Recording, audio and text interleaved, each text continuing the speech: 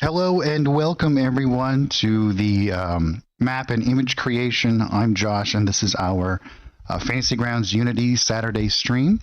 This is where I go over all of the art related news as well as um, upcoming art pack releases, and we do deep dives into the tools inside of Fantasy Grounds Unity for creating maps and images. So we do have a lot of like tutorials and demonstrations of all of that stuff. So thanks again for everyone joining me today. I'm so happy that we get to do this. I always look forward to it. I hope everyone's having a great week, and we will kind of dive right into this. We have lots of big updates that have just been released to the live, which is the 4.4. In that, there's a huge amount of art-related kind of updates with the new animation system where we can use WebM files. We also have WebP support. WebP does have some animation attached to it that you can do, but it's better for static images, if you guys are wondering about that. Also, in that, support for WebM gives us the ability to use animated tokens, animated maps, all of that stuff. Also, we have integrated sound support now with a new sound button. It's not really part of my wheelhouse, but it is certainly there. We'll also have some new dice sets that were released. So a couple of new dice packs there and some new particle effects that go with some of those, which is awesome. And in this month, what we're actually going to go over today is this month's art subscription release. Included in that will be some animated images. I'm going to stay away from full animated maps for a while.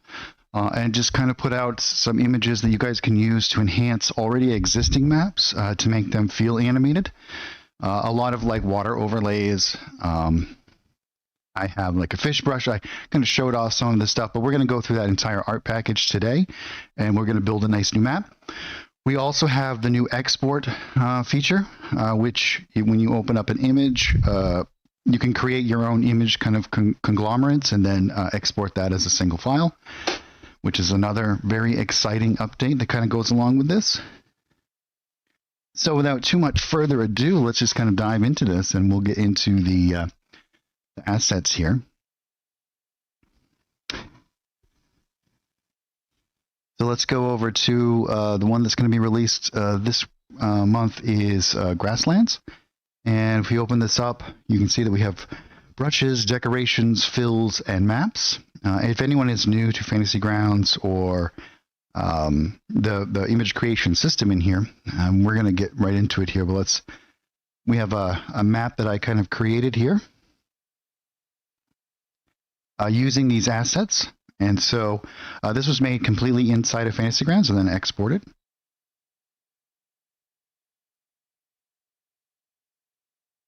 And we'll go through all of those techniques today. We're going to be building our own map and showing off all of this stuff. We'll probably be using just this one single art package. Excuse me for 1 second. I have to clear my...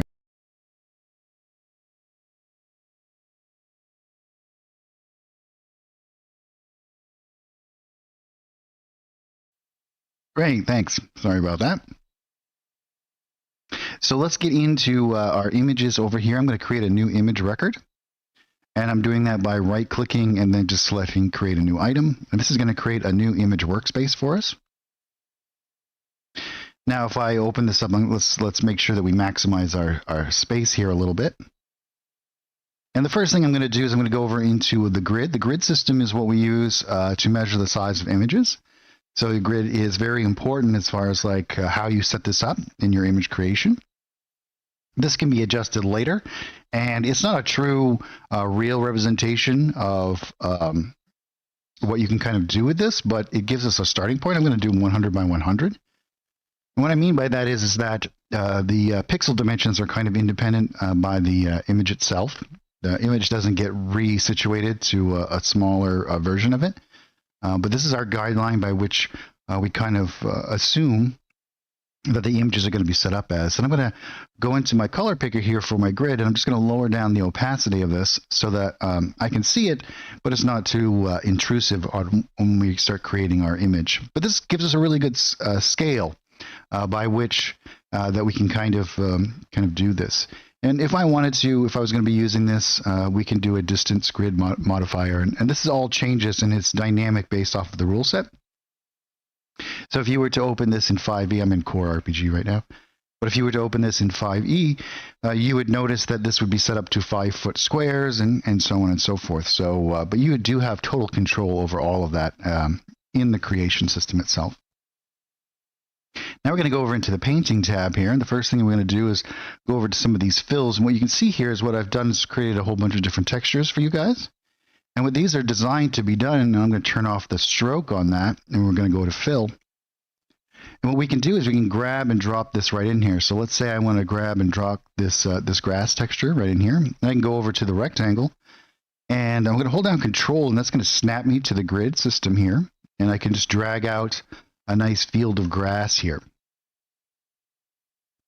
I can make this any size I wish, and I can even go back in, and if I go into my Edit tab over here, I'm able to adjust this again. You can see here I could move this, create any shape that I want to, and maintain that same fill element that's inside of there. I can also come into the Edit Fill area. I can scroll this around. I can use Shift or Control to rotate or scale the image. So you can see here I can make it larger or smaller. So all of this is within my control in this creating method.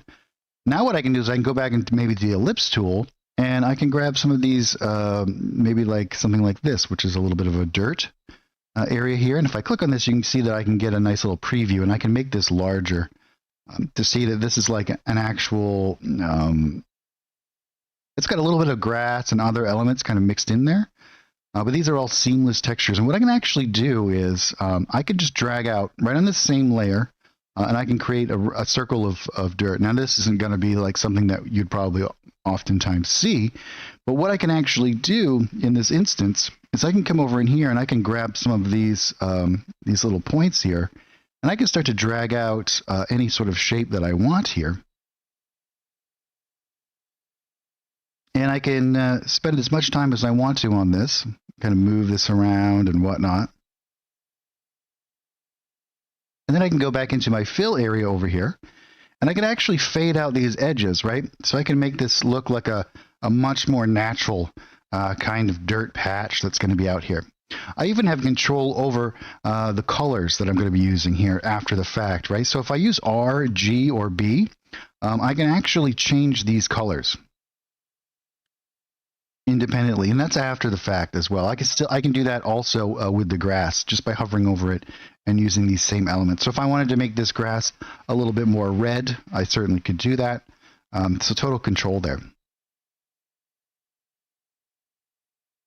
Now what I can actually do is go back, and I've set up some parameters here. So what I can do is I can grab this little sample settings, and I can grab this. You can see it's going to change that fade element for me. And what that's going to do is now I can drag out maybe another circle, and all of this is going to be matched together. And I could even use different elements here.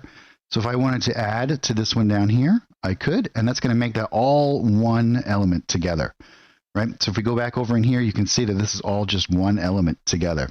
And I can still manipulate these things around and move them to create any shape or anything that I want. I can even independently interact with any of these two separate entities. And so I could change the fade value, again, the colors, and so on. So as we begin to create this area over here, we can make it seem much more natural. So we just start off with this like very blank kind of field of grass. And now we've added these nice little dirt patches around. So it's feeling a lot more natural. The next thing I'm going to do is I'm going to actually create a new painting layer, because I want to be able to have some different layers in here. And what I'm going to do is I'm going to grab, well, actually, you know what? Let's go back down to this one first, because we're going to make it like a little pond down here.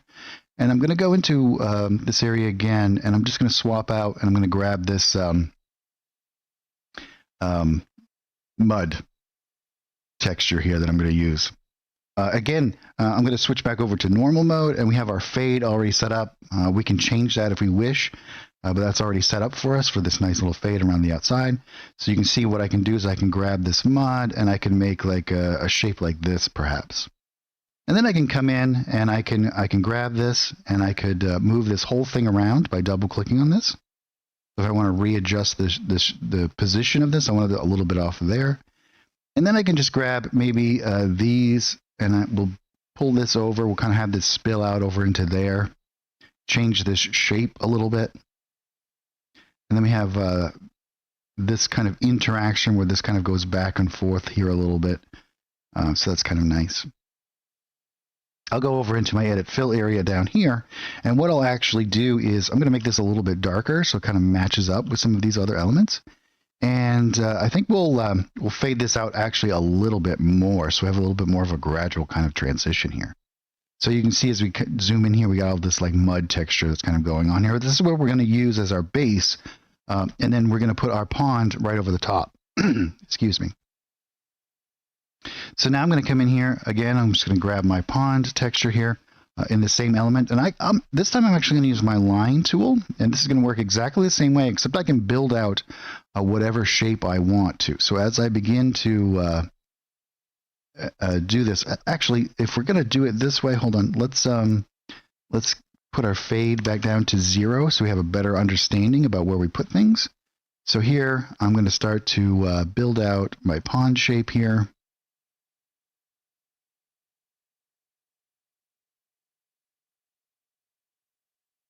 And you can see that this is like mucky pond water.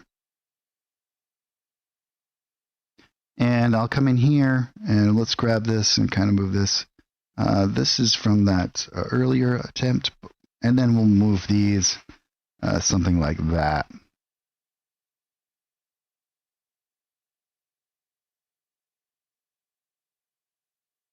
And let's round this out a little bit. It doesn't have to be very precise because we're going to go back into our edit fill layer, not fill. And then we can fade out those edges once again. And what we can also do is we can use A and the mouse wheel, and we can lower down our opacity so that we can get a little bit of that other texture kind of showing through as well. So now we have this nice little pond down here. And we're going to make this animated as well. We have this animated fill that we can put over the top of the water itself, and we can actually cause this to have that nice feeling to it. And instead of creating just the animated water all on its own, it's much more versatile to have these layers that you can kind of put over the top that create these animations. So if you have your own art packages, or if you have your own map packs, or if you've created your own map, you can now just bring it into Fantasy Grounds, or you could create them in Fantasy Grounds and now just put these animated elements over the top of them, and it's going to work out really, really well for you. And I'll show you how that's going to work. I'm going to do it right on the same element over here, and I'm going to drag and drop this over here. And then again, with that same tool, I'm just going to draw out this, and you'll see we're going to get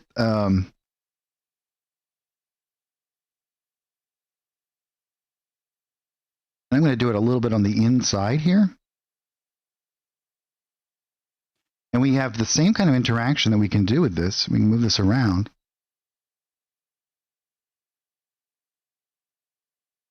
And let's bring this over here a little bit, something like this. That looks pretty good. And now again, we can go into this edit over here, and I can lower down that opacity, and we can fade out those edges.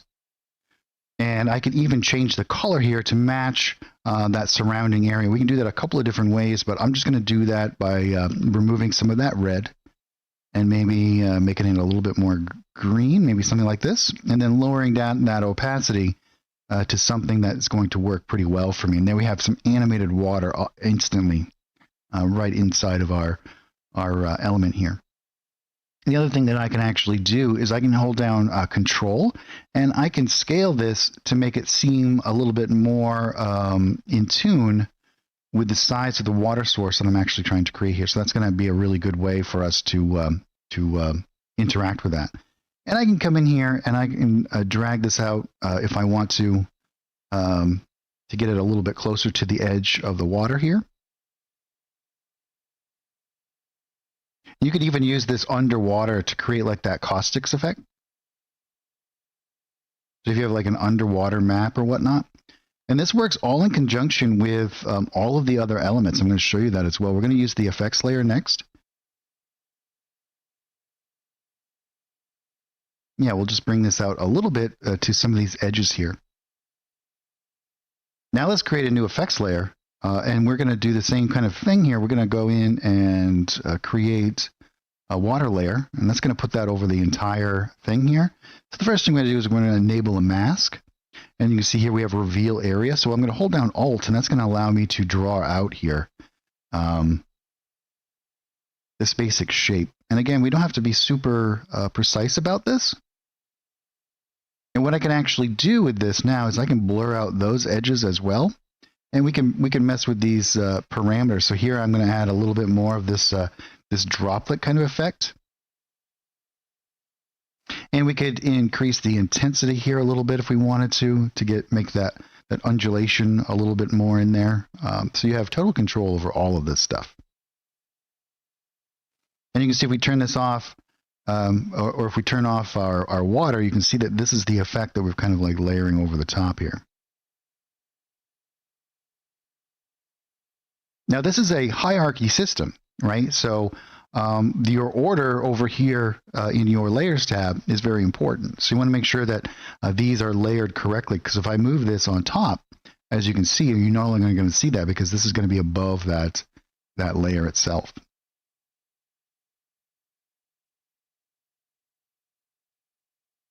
Next, let's go into some of these other areas over here. We can actually add in a whole bunch of other stuff. We're going to kind of go through many of these different elements, but we're going to go into our decorations at the moment.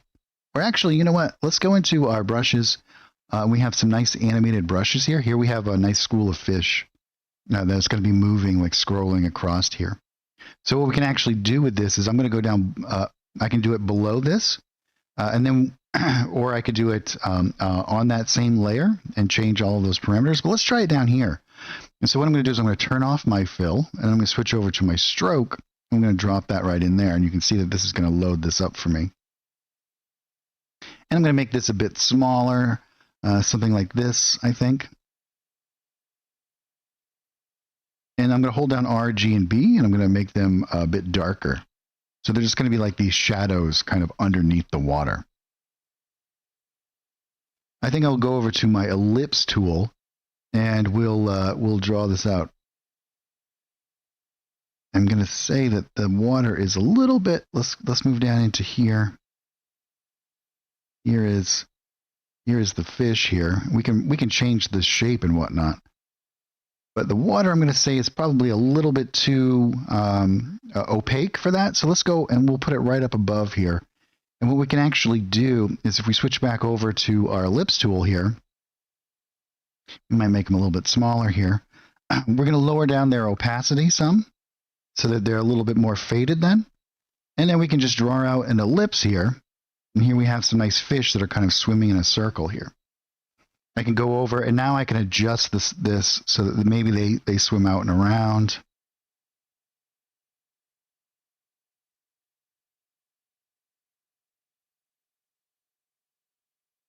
And we don't want them to be too close to the water's edge right there. But maybe we want them to bring them up over into here.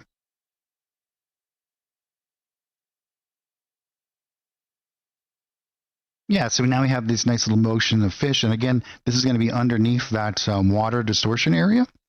So we're going to get some really cool kind of effects as that blends together.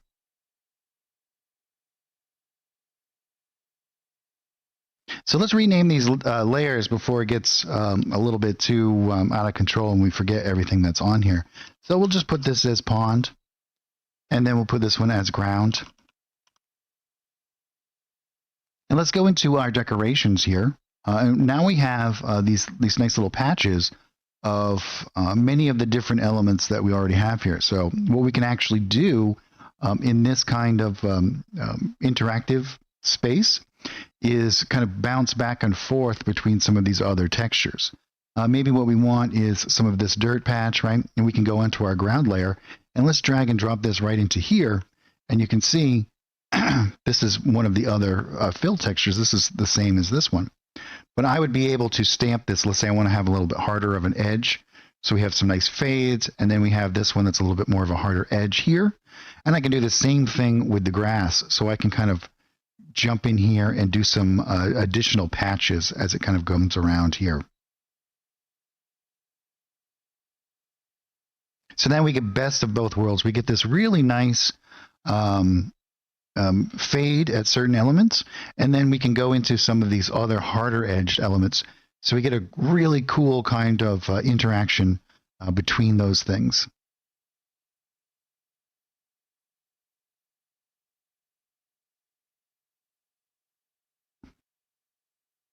So let's build up some of these other things. I'm going to grab, like here, we have some debris. If you guys have watched some of my other streams, you know that I love to use a lot of like textures and breaking up some of this stuff.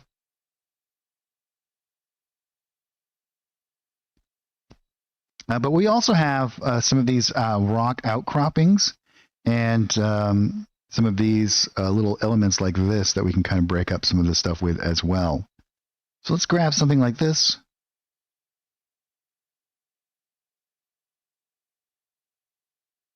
And maybe a little bit of a larger one. And you can see what we can actually do is begin to build some of this stuff up. And one of the other things, hey Spencer, will there be a designation for animated art selections like bird, not animated, birds, and yes. So if you look here, you'll see that in the tooltip here, it says birds, decoration, animated.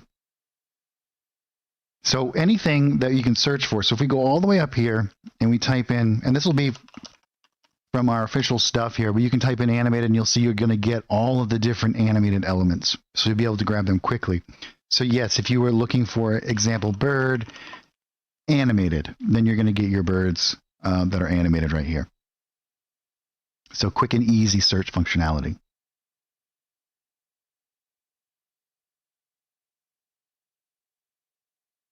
And one of the other things that I've been actually doing lately, which is working really well for me, is I will create another element here. Let's create a new image. And this is what I will use. So let's say, for example, I want to be creating my own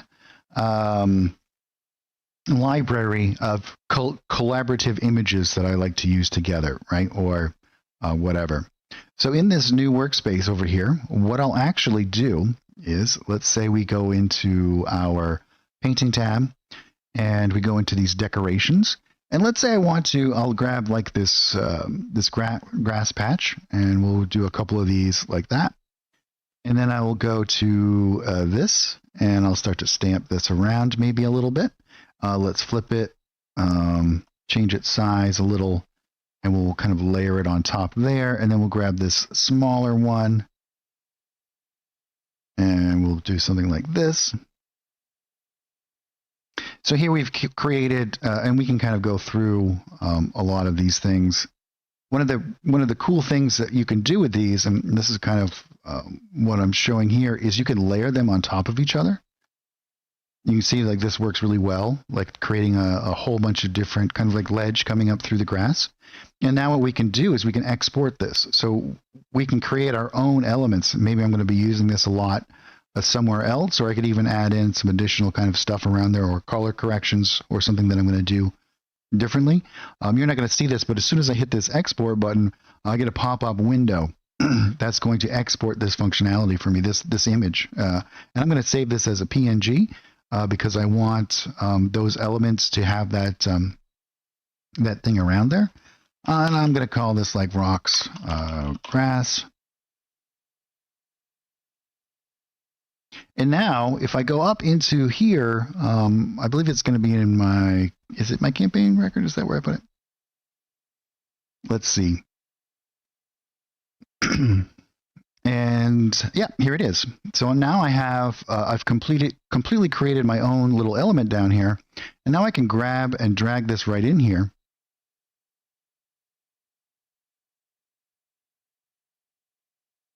And what I can actually do is begin to use this right in my own element right here, right? So here, and again, what I can do is I can change its size and its rotation, and I can start to make this like really rocky area over here. Again, I can go back into that same element. So what I'll do is I will continually, I think I closed it, but I continually will keep that open and create new elements in there and save them. And then I'll inadvertently be creating a new library of more advanced images as I kind of go. But let's go back into this grasslands, and we can go back into our decorations. And now what I'm actually going to do is let's grab this guy, and I'm going to lower down its opacity a little bit. I'm going to start to add in a little bit more on top of this, so you get some of these things that seem a little bit more receded down into the grass, and some that are popping up a little bit more. And then again, we can grab some of these other elements, and we can begin to augment this even further, right? So kind of build like these really natural kind of looking. And this is just using two of those elements together, but we can create a really kind of cool and dynamic little element over here that kind of works all on its own. Now to augment this area even further, what I'm actually going to do is we're going to start to add in some of these other stuff. And I'm going to create a new painting layer. We can do it above the water. I think that's probably a pretty good idea. And this is where we can start to put in all of our rocks and plants and things as we begin to build up these areas. So what we'll actually do here is I think we'll do a combination of different stuff.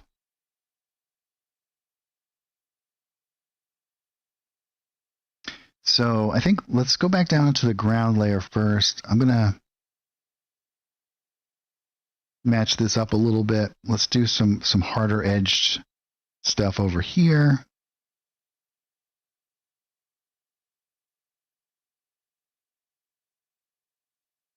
So we get some nice edges of these things. And then I'm going to bring in some grass. It's a little bit.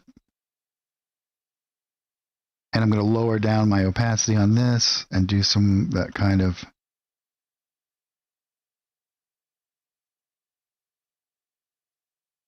and we can always move these around after the fact too. We can go into our little tab over here. But I think that's a pretty good basis. We got some nice different terrain types. We have some dirt, some grass, and all of the other elements that we've kind of put in there. So I think that's a pretty good where to start. Now, on this particular layer here, I'm going to grab maybe some of this, like these little plants. It's a little like grass element here. And I'm going to start to populate some of these areas. And this is what I'm actually going to do. I'm going to use them. And here's another way that you can kind of do this. So if we go back into that image area over here, right? I think it's this one. No, it's the, I should name them differently. So let's call this one.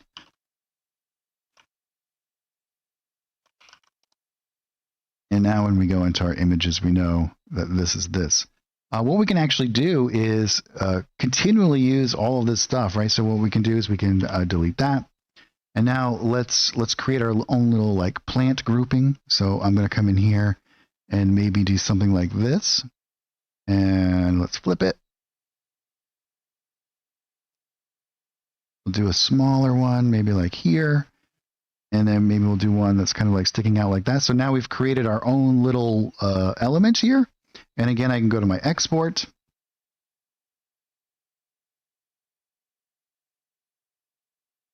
And I'm going to go to make it a PNG.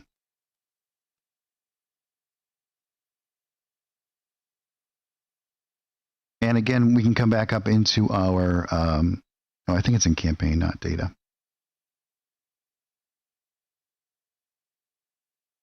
And I'll just right click on this and minimize it.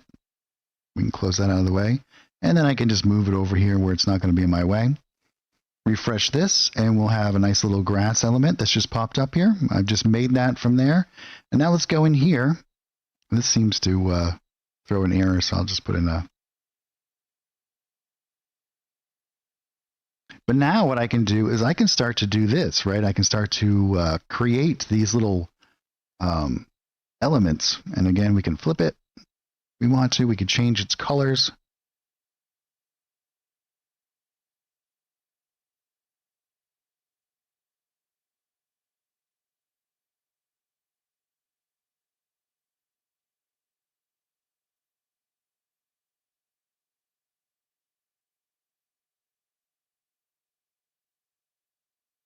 And one of the cool things that you can actually do is if we were to open this back up, I could actually load this image into here.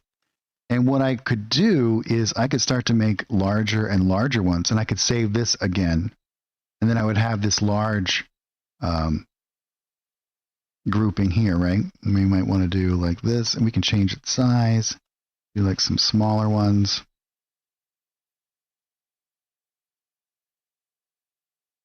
And then we could export this image.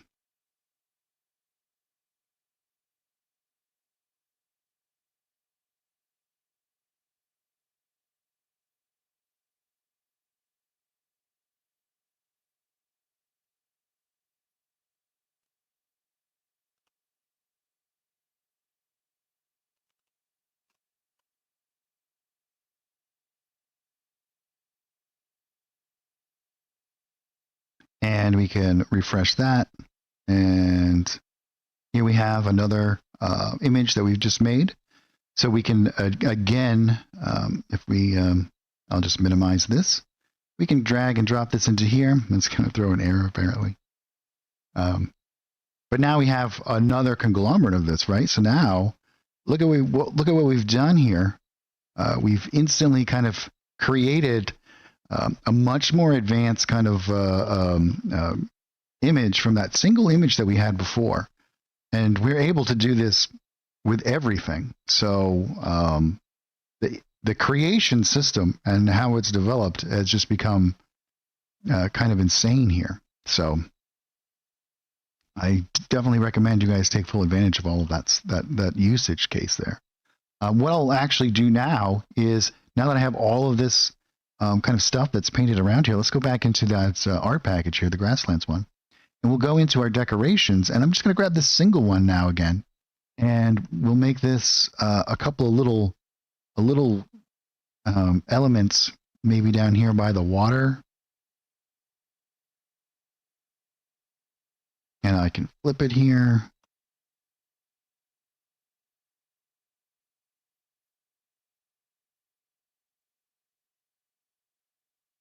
And I'm just using Shift and my mouse wheel to rotate it a little bit here. I use Control on my mouse wheel to change its size.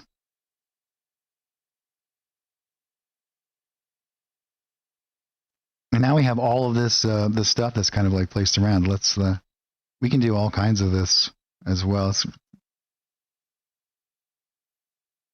We can always come back to do more if we so need, but that's quite a lot. We did that fairly easily and simply. Now let's go in and we'll grab some of these other plants, maybe something like this. And I like to use these to kind of like break up this stuff that's out here and add a little bit more variety here. And once we add in our highlights and our shadows and whatnot, you'll see that everything is really going to start to come to the forefront here. And maybe we'll do something like this that's kind of goes out over the water's edge a little bit. I always like that.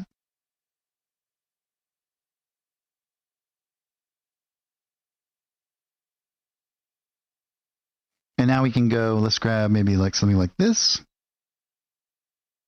And see, we could do the same thing in this. What we're doing is we're creating our own elements here, right? So if we wanted to make additional kind of these plant kind of conglomerates here, we can start to do that. And then we can put this all together, export it. We can do even different layers over here, and it will export those as well. So if I wanted to do like some of this kind of stuff coming out from underneath, and maybe throw in like one of these rocks. We want to make sure we're on the correct level layer here. And so you can see how powerful this is becoming, right? Like now we can export this, and now we have this new asset that we've created that we're going to be using a lot here. And so this is really, really great.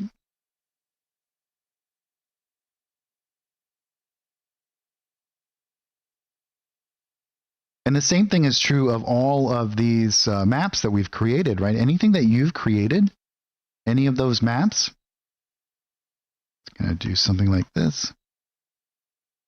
If I wanted to, I could turn this off. We could turn that pond off, And then I could export this, and perhaps this is something that I'm going to use to quickly generate a lot of foliage. This could just be completely exported just as is, and then I would be able to just grab this entire image that's going to be this large and put that into a new map. Or the same with if we wanted to do just the pond, right? If we wanted to be able to reuse this pond over and over again, we would be able to do that. I think our animated layer here moved when I did that. Let's see. It's as though that it... I'll just paint it in there again shortly. But we'll wait till the end. We'll add all of our cool animations. Oh, that's great. I'm glad. Yeah, lots of cool ways that you can kind of interact with that system, and you can make all of your own elements. So make sure that you you know, try to use all of the different tools to maximize that stuff. So now what we can do is let's do. I'll grab some of these like logs, for example. Let's grab something like this. Maybe we'll do one that's kind of like down into the pond here. And what I'll actually do is I'll show you guys, do some really cool stuff with this. Like this will be like sticking down into the water itself. We probably should...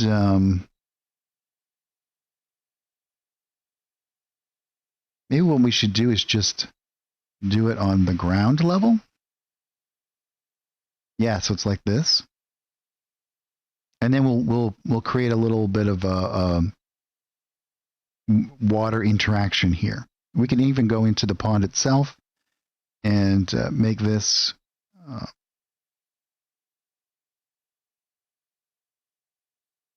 so it gives it a little bit of a roundedness there. And then we can go into the this element, and let's go to the effects tab here, and we'll do hide area, and we'll just remove that stuff.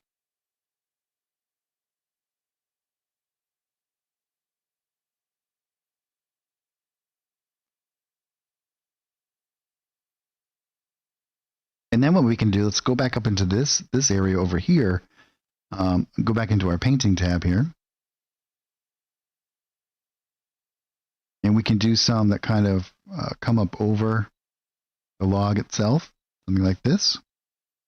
Maybe we'll do like a little bit of a bush down here at the end.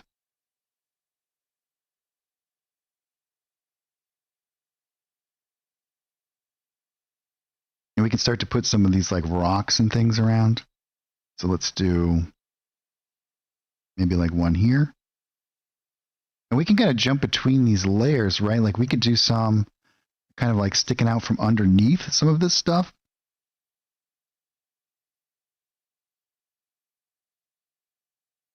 And then we can come back onto this layer and do some that are kind of on top. So we get this nice kind of layered effect.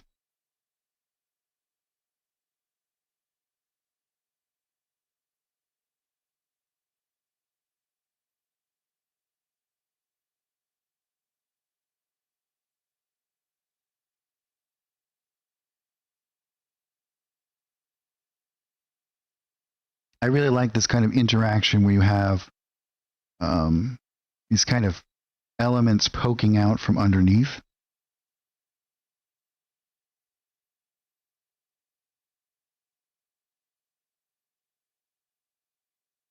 And then also we can layer these things. Let's flip it.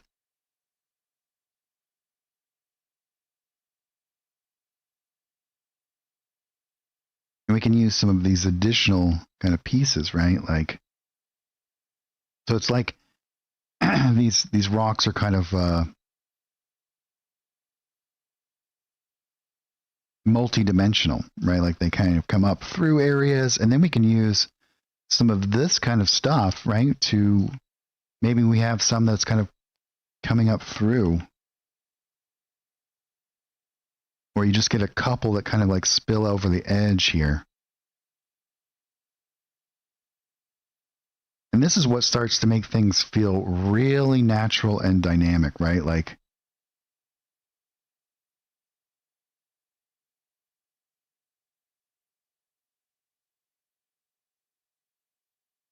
because these plants, this is the reason why I made it in this shape, because these plants really like to kind of find that little spot that it can kind of make its way up through.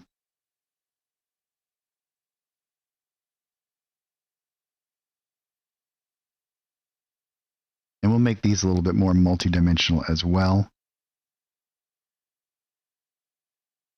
Yeah, like this.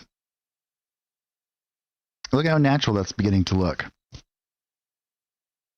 We can go back down into our ground area. Now we have some of these larger kind of like outcroppings like this. And we can kind of grab something like this, and this is going to drastically change like some of these elements, right? So their elevation changers is kind of like what I was envisioning with these kinds of things. So what these will actually do is allow you to create, and we'll emphasize this with our shadow here shortly, but this will allow us to kind of make these like elements. This instantly kind of feels as though that goes down over the edge there a little bit.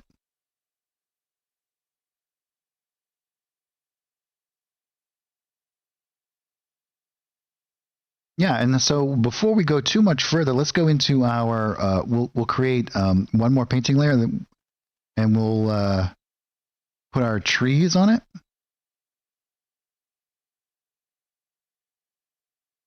We have some little saplings and whatnot that we're going to put around as well.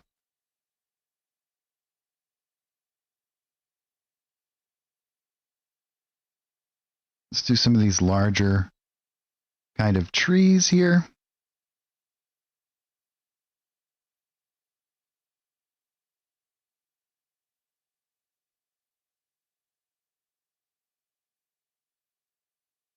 And we can kind of come back and forth here a little bit.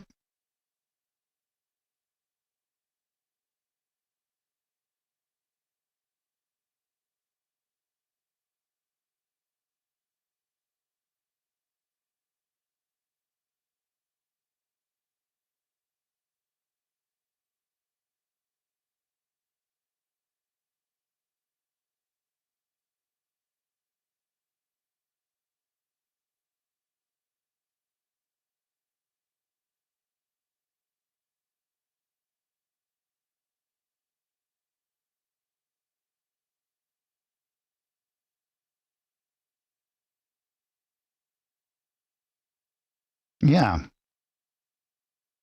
Starting to feel very natural. Kind of randomly place some of this stuff around.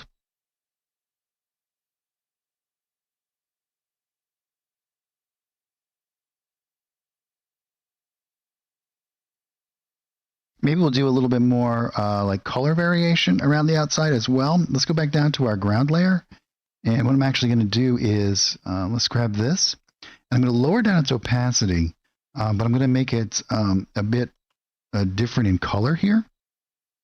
And we want this to be a little bit more like an overlay kind of thing. So on our ground layer here, we can kind of break up some of the monotony of color.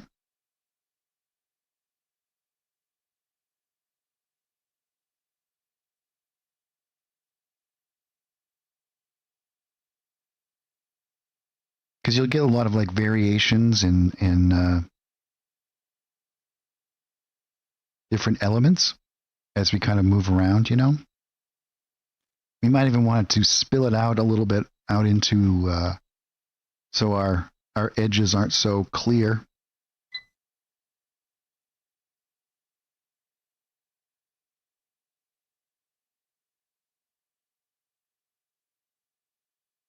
I always like that it feels a little bit more like painterly to me when you have like some of these edges that kind of you lose.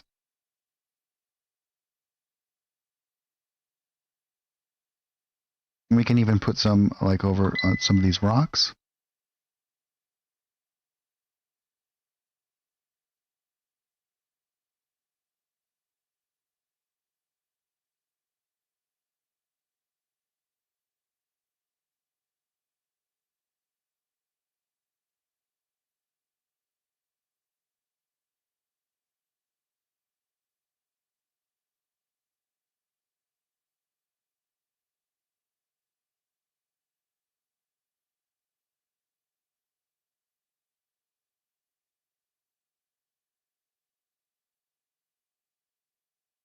Yeah, that breaks that up a lot. Don't you think that adds a lot of variety in what we're looking at here?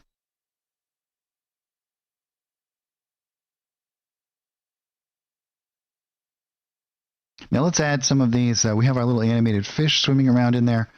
So we'll go back in. Let's go back into our fills here. And on my pond layer, again, I'm going to go back into my painting over here. Let's get rid of our stroke. And let's go into our fill. I'm going to do this. Make sure all of that is set up correctly. And then again, what I'm actually going to do is I'm going to start here. And let's go right around.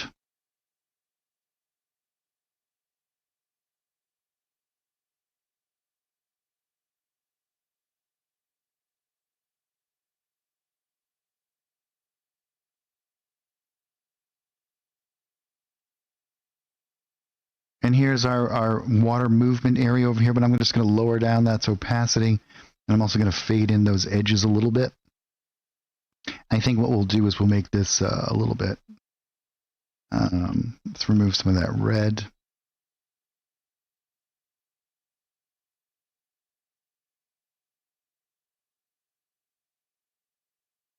And then we can, I think we'll increase the size of it a little bit. So you get like this really cool kind of interaction with the effects layer. And we can still see our little fish in there swimming around. Now the next thing we can do is we can go into our decorations and let's add in some of these like animated birds, but I'm actually going to do them on a couple of these different layers here. So let's go into our stamp, and here we have, I'm going to make this a bit bigger, and let's make these a little bit darker as well so we can see them really well. So let's do they're kind of like flying, maybe something like here.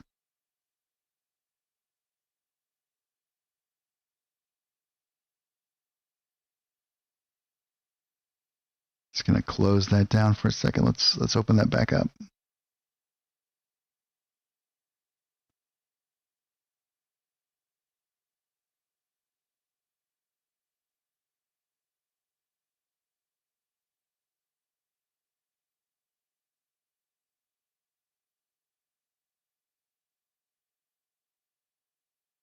And we can stamp that right in there. And I'm going to do a couple that are a little bit different sizes.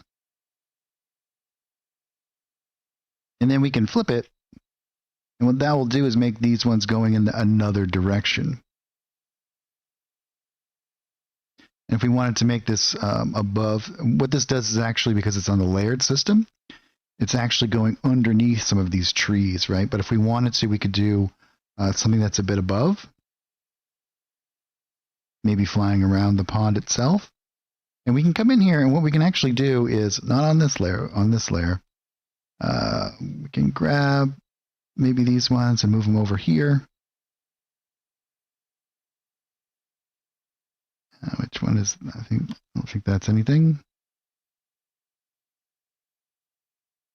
The other thing that you can actually do is you can put this in as a fill element. So if we turn off our stroke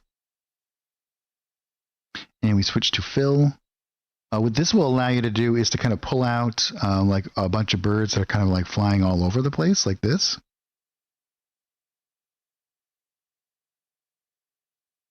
And so if we were to go back over into here, I think it's this one. Let's remove that one. So we just have these ones right here. And then what we can actually do is if we grab this, we can move this in, and then we can have control over having birds kind of flying in and out.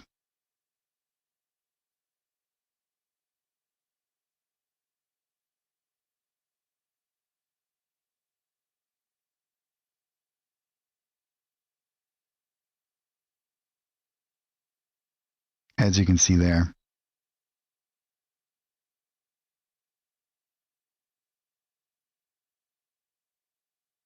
We can also go into our, go back down to our pond layer, go into our brushes here, and here we have a nice like shoreline waves brush. Now we can make this very subtle and use this on our pond. So let's grab this. We don't want to do it on our fill. Let's turn our fill off and go to stroke. I'm going to put this in here. So here we have it. Again, we can use this particular tool. I'm actually going to create a new painting layer for this. And the reason is I might want to put it underneath the pond itself. And this will give me the total flexibility to kind of do that. And so what I can actually do is I can start to paint this out here.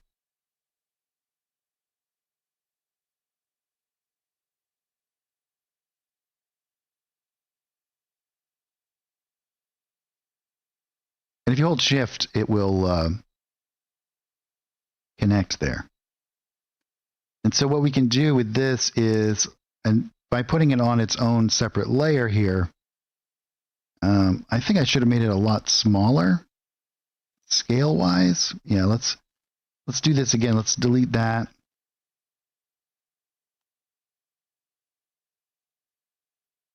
Let's make it a lot smaller. I think what I'll actually do is just use the ellipse tool and kind of drag it out to something like this.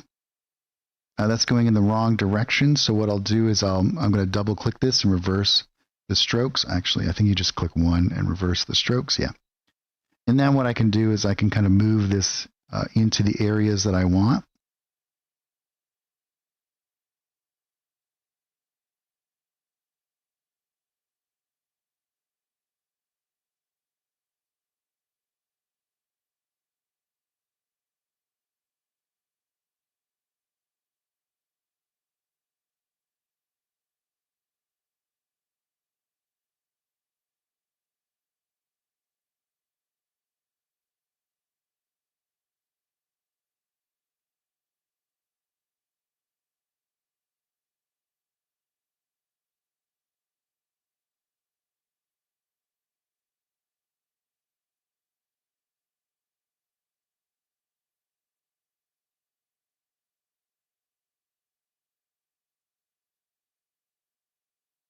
And what I'll do is I'll go over onto this tab here and I'll lower down that opacity a little bit.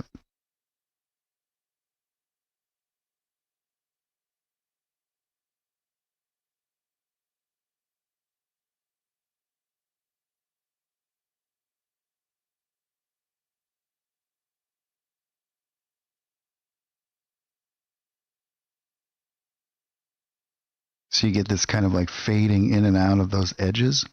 We can actually drop this down in underneath the pond as well. So what you'll actually get is when that kind of comes in here, so that's a little bit too subtle on that edge there. We probably have to move it out some.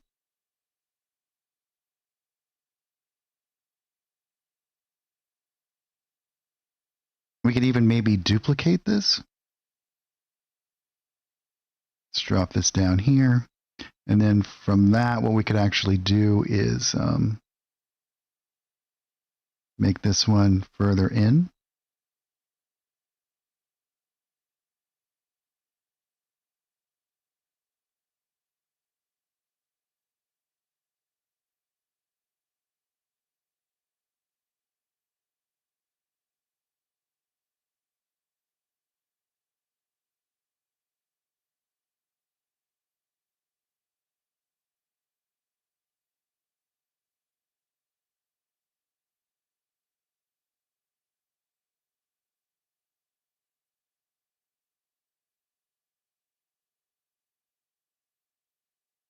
Let's turn down that effects intensity here a little bit.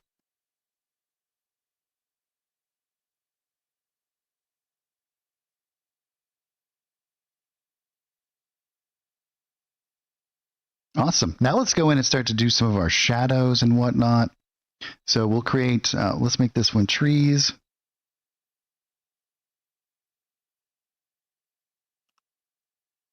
And this one will be, just call it decor, all of our decorations in there. And then what I'll do is I'll grab, let's go here, go into our stamp tool. And I'll grab this element.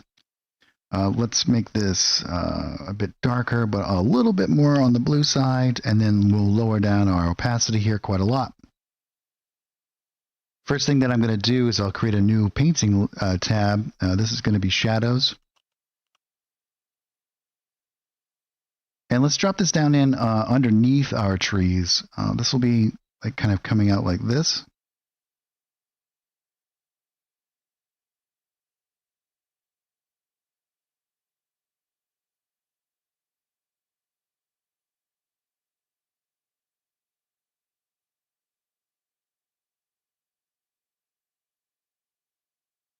We'll do some on the sides of these rocks.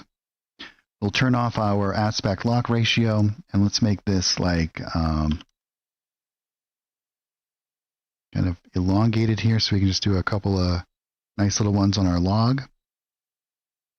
And then we can put it back to being more round.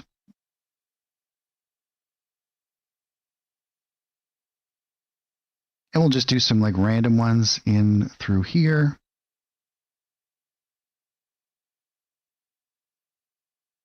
And we'll do some nice large ones along the edges here.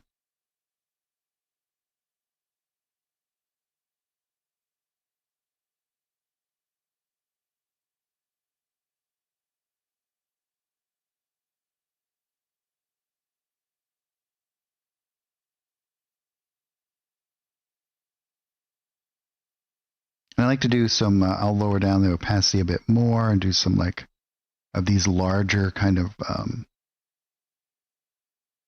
elements. To help give the ground a little bit more of that feeling that it's a little bit more uneven.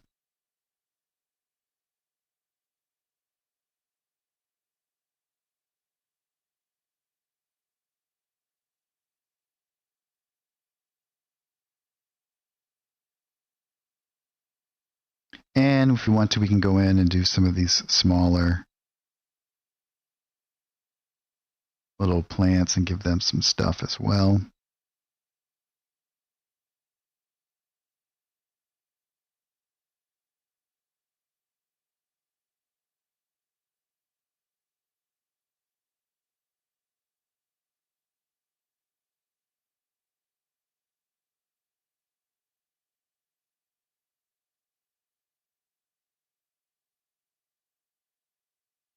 Yeah, now let's add some, we'll do the same kind of thing, but we'll do some highlights.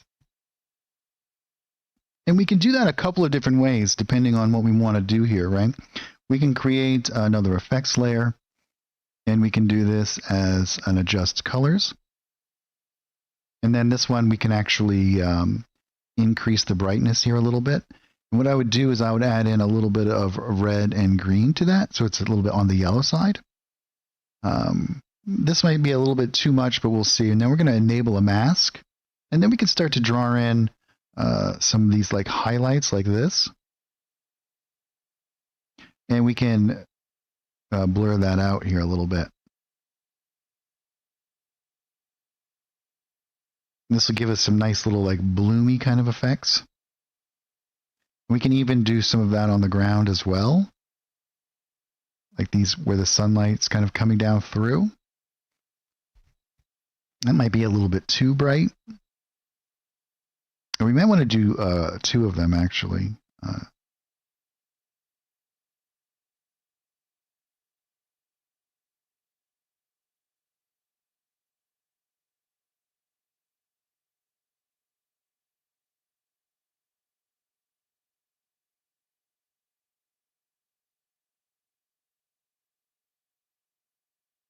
Do some on these rocks.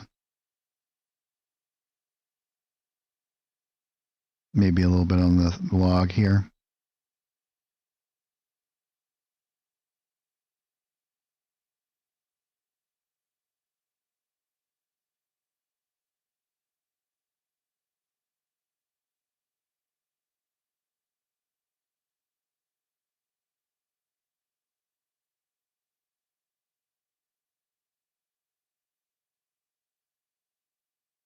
Maybe do a little bit on this edge of a rock.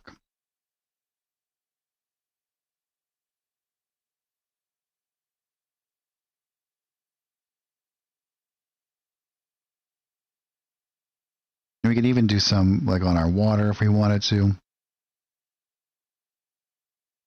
Do some little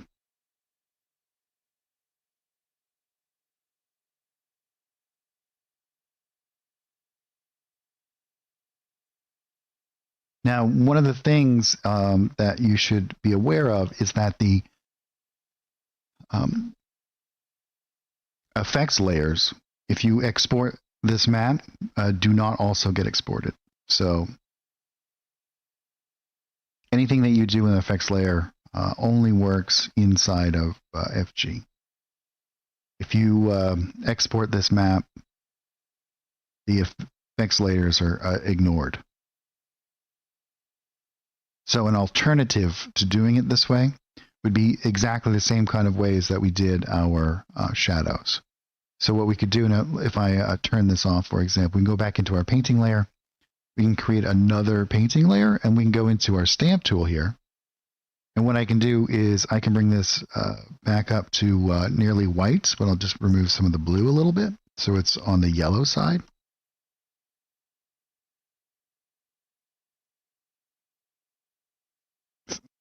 And what you can actually do is, and you can do this a bunch of different ways, but in much the same way, right? So if we were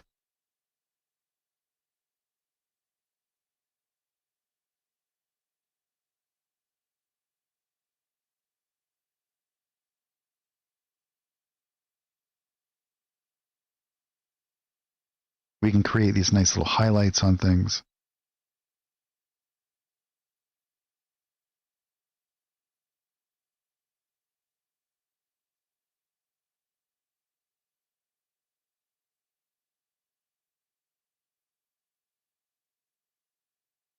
And if we can make this as you know, any kind of color you want to here.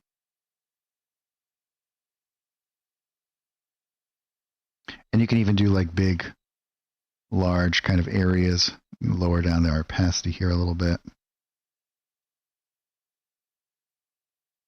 And you can always come in here and move these around if it's too concentrated in one spot. That one's a little bit too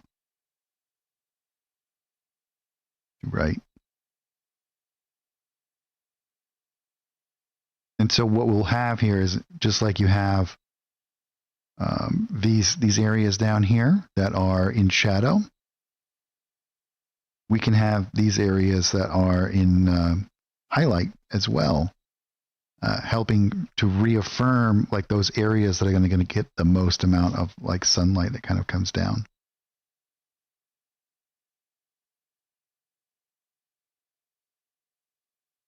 You might want to do some like along here.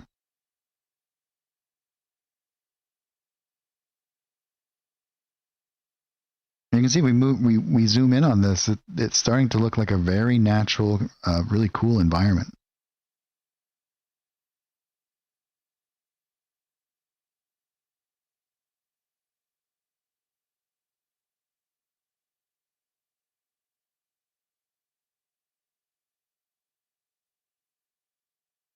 In next month's art pack, we'll have some elements that you can make any static tree kind of feel as though that it's moving. So look forward to that.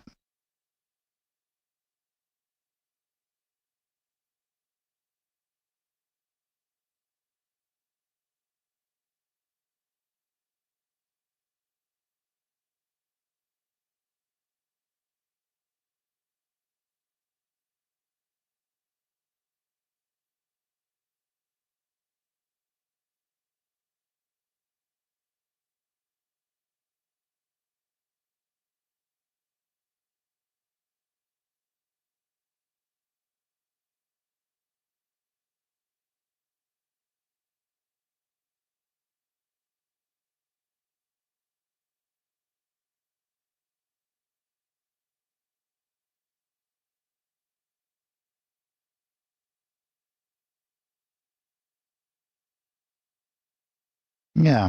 Do you guys have any questions about anything? Oh, hey, Jiminy, that we've done here today, or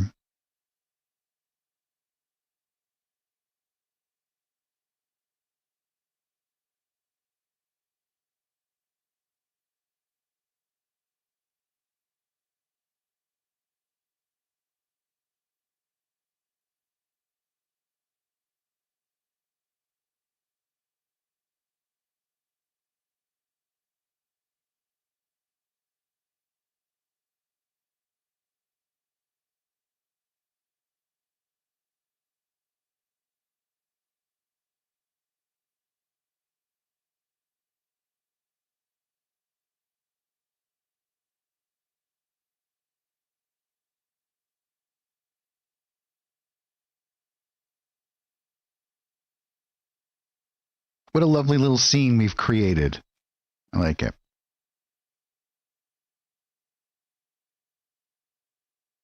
We got some nice movement here. Yeah, so I think we can just get rid of this now.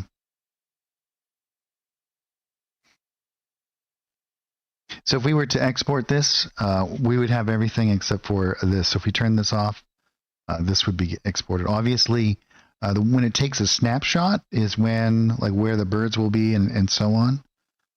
But if you want to export a map, it's probably best to leave off all of your animated elements until you've exported it, and then you can re-import it as a single image and then add in whatever elements you wish, or vice versa. But all of it's available to you.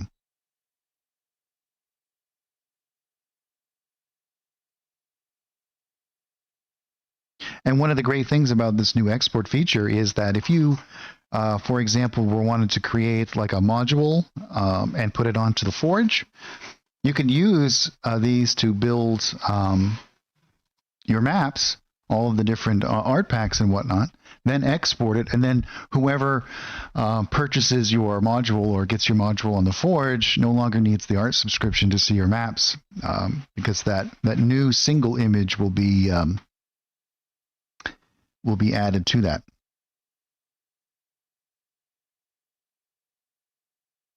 So it opens it up. So you could literally just use Fantasy Grounds Unity for a map creation tool now, which is unbelievably powerful.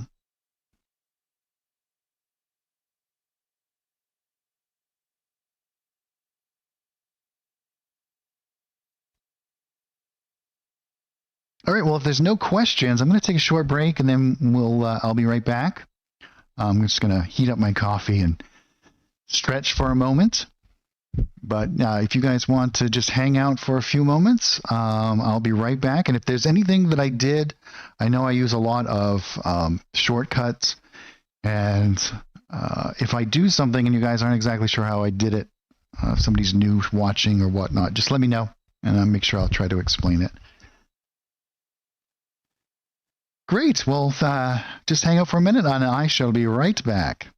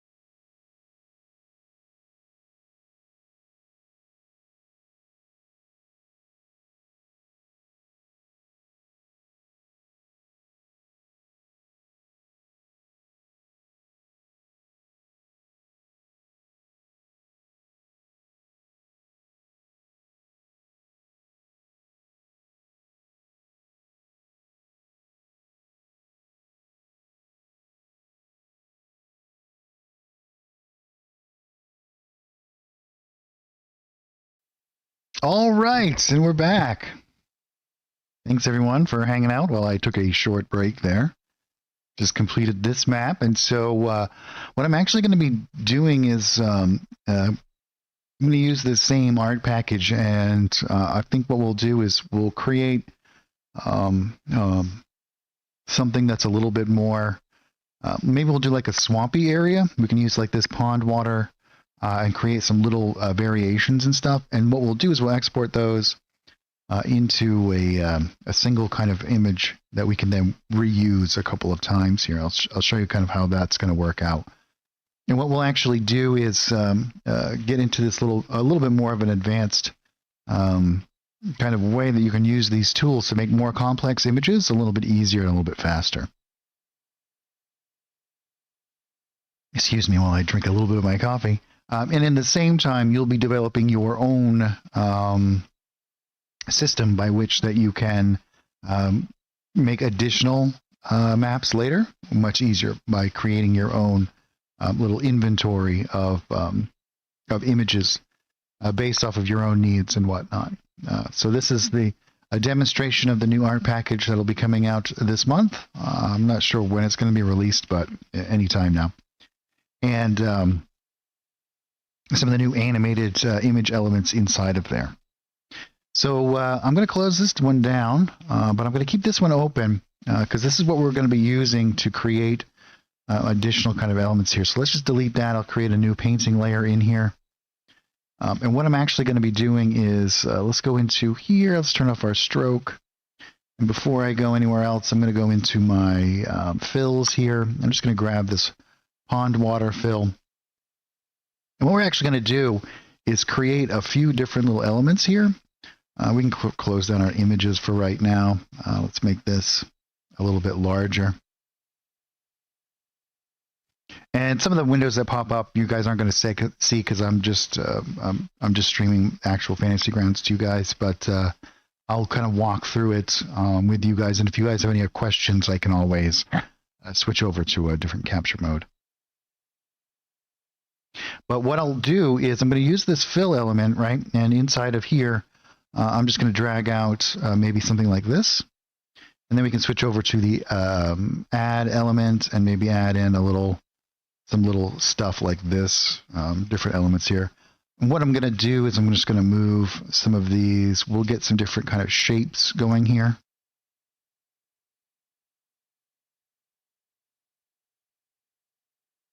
The main thing that you want to do is you want to, especially when you're creating like watery areas, the water has a massive amount of an erosion impact on the world around it.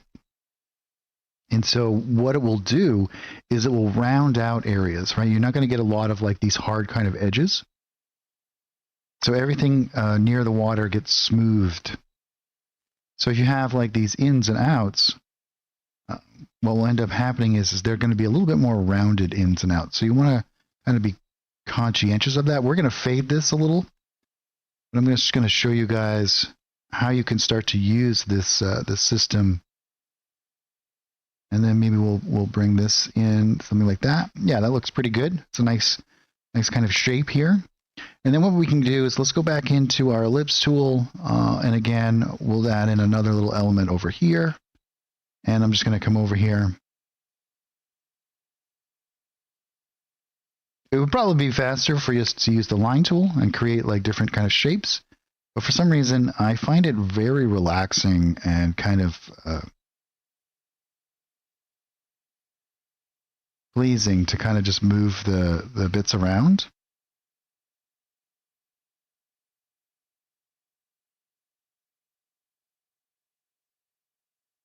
And let's do one more. We'll do it with our line tool this time.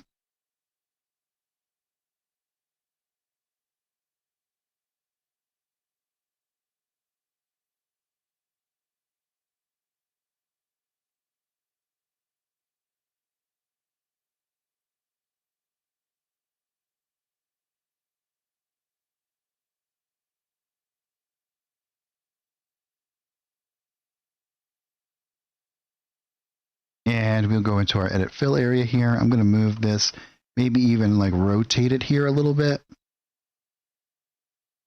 change its scale, maybe something like that.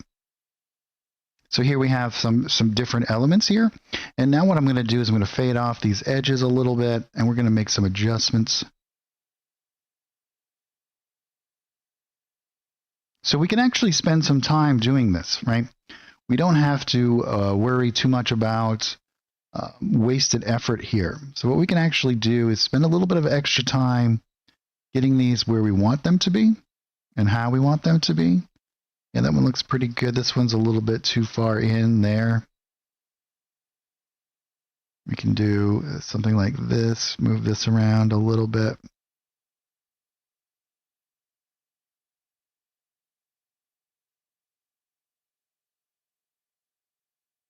We might even want to bring this a little bit closer into something like this. Yeah, this looks pretty good. So now what we've done, if we go over into here, you can see we've created, oh, hey, Drake. What we've created is our own little sample brush here that we're going to be using, and we can use this several times in our next image. And so what we can actually do is we can hit this little export button, and that's going to create a little pop-up. You're not going to actually see the pop-up itself, but I'm just going to select PNG, and then I'm going to do this as, we'll call this like swamp water. And I can save that image. And you can see if I go all the way up into my campaign here, I believe it's in my campaign. And you can save this to wherever you wish. But here we have it. I've created a stamp using these fill elements, and now when I go, I'll minimize that because I like to have this other separate image area where I'm creating these elements. And now let's go into our images tab here, and what I can do is we'll create a new item, and we'll call this swamp area, and we can close this down here. And now let's expand this out so we have a nice little area here to work on. We'll go into our tab here. The first thing I'm going to do is, well, we'll load this up. So I'm going to put this right here. We get a little funny error there. But now we have this. You can see we've created our own little stamp here of that swamp water. Now what I can do is let's go into our rectangle tool here. And we're going to go into our new art pack. And we're going to go into here. Let's go into fills. And I'm going to grab, yeah, like let's do this mud area. I don't want it as my stroke. Nope, I want it as my fill. And we'll just drag out a nice little muddy area over here. And then we can come over here and let's change it a little bit. And we'll make it a little bit darker. But now what we can actually do, and we'll create a new painting tab here, is we can start to stamp in these elements, right? So let's say, for example, we're going to do, we can change the size of this. We can spend as much time as we want to, because we're going to be creating this like little swampy area, right?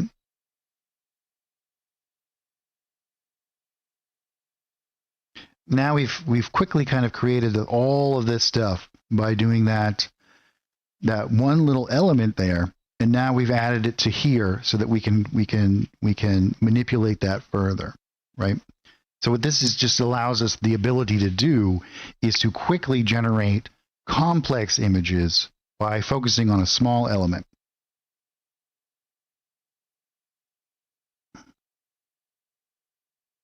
Yeah, it's super cool, isn't it? I'm really enjoying it. And so let's go in. We can actually come back into our fill here. Maybe that's a little bit too dark, so we want a little nice separation between our mucky water and this.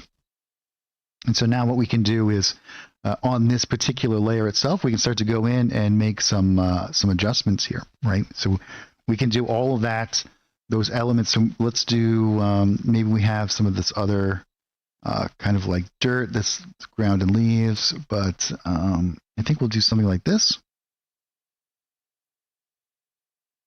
And we can do it a couple of different ways as well. We can go into our decorations, and here we have some little like blocks of dirt that we could kind of stamp around, or we could go into maybe our fill elements here. And if we drag and drop this in here, we can do some of the similar kind of stuff here, right? And I'm going to do this all in the same layer here, and we'll just drag out some areas like this. I'll switch over to my add mode, and we'll just kind of add a bunch together so it all kind of interacts here.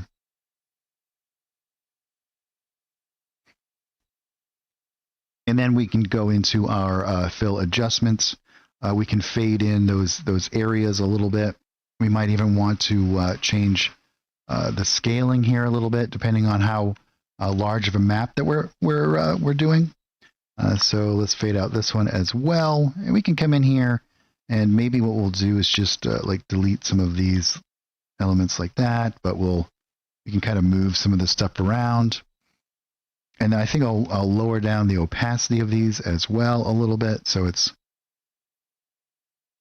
kind of like that blend, but it's going to give us a little, and you can see how quickly we were starting to develop the system by which that we can kind of create quickly this interaction between these areas.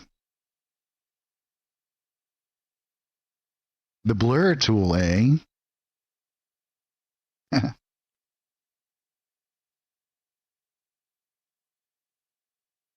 And now what we'll do is we can go into our decorations and grab some of these other elements, right?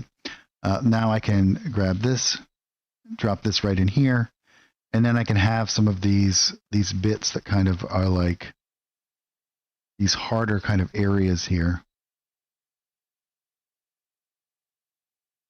You might want to change that scaling, and we can kind of stamp these around.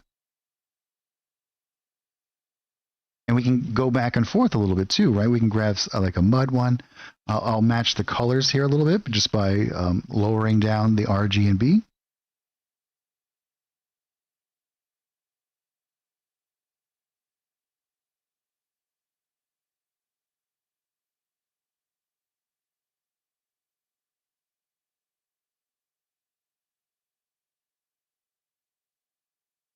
And I can lower down my opacity as well, and I can kind of play around with some of the interaction here a little bit. So you can see we're using all the same kind of techniques that we used in this one that we just made here, right? Where we're layering these elements on top of each other, and we could do the same thing that we did with the water.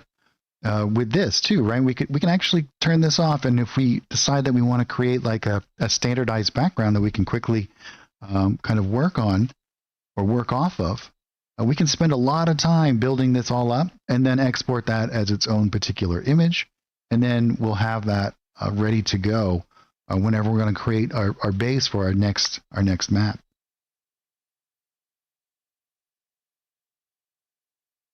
So I think what we'll do is, now that we have this kind of set up, what we want to do is we want to do like these patches of like grass and whatnot, right? So what I'm actually going to do is I'm going to go back into the one that we made before, like these. And now I can just go into here, and I can drag and drop this right in here, and I can start to stamp these around. I'll make a new painting layer. We'll call this one water, and this one ground, before we get too far into this and start to lose. And one of the good things about doing it this way is we start to place like these little grass clumps around and whatnot. Whoop, didn't want to put it there. Is that we start to learn where we want to do further adjustment on our ground and where we don't, right? So this is going to be like tall grass. So we can do some like around here, and we have some smaller clumps that we can kind of grab and place in here as well.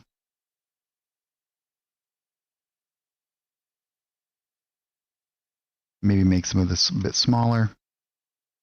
We could even do some like out here in the water, where this is going to be like a swampy little element. And you can see, and we can even create our own folder system, and we can name these with whatever we want so that they're easy for us to search. It should also be noted, however, though, anytime that you rename something, you'll have to reapply it because it uses its name to find it in the system. So you should name it before you start using it in whatever way that you want it to be easily found.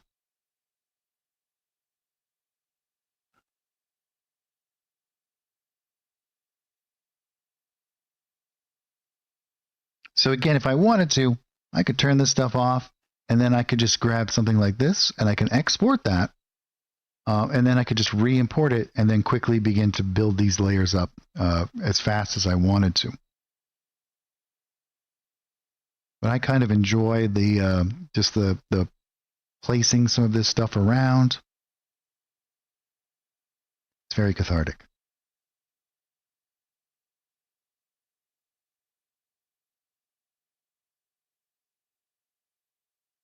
And another way that you can do this is one of the ways that I used to show off often, is we can do a bunch of this.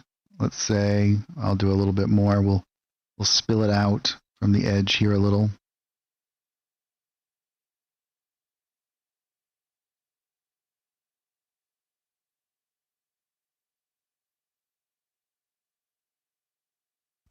Is that we can just duplicate this layer as well, and that's going to duplicate all of that stuff that we just did there.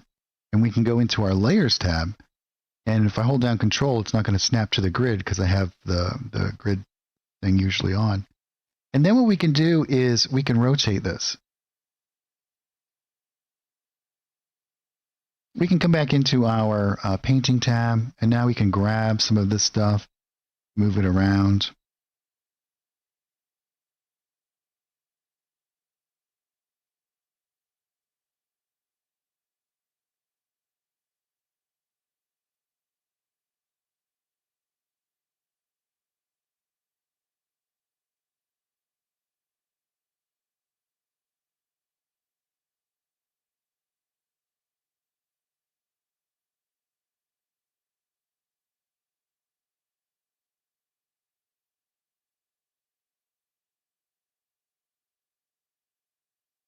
Maybe we'll add in some more elements here.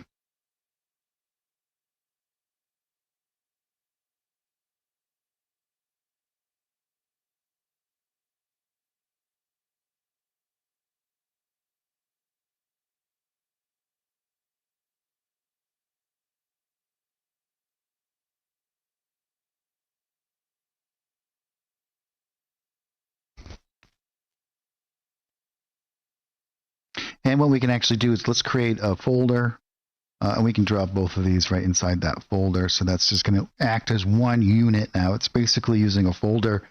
It would be very similar to merging those two layers together. Because if we go into our Layers tab now, this folder will act as if those are all on one layer. And we can, even if we go into here, you can see we can interact with every single one of those, everything that's in a folder itself. So you have total control over all that.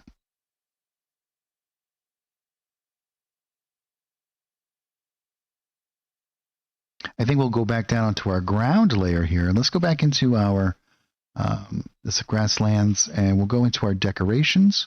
And I'm going to use some of this like dry grass debris here, and we'll just drop that right in here. And I'm going to start to do some of this stuff out as well. And I'm going to actually lower down my opacity on some of this and change its size, rotation.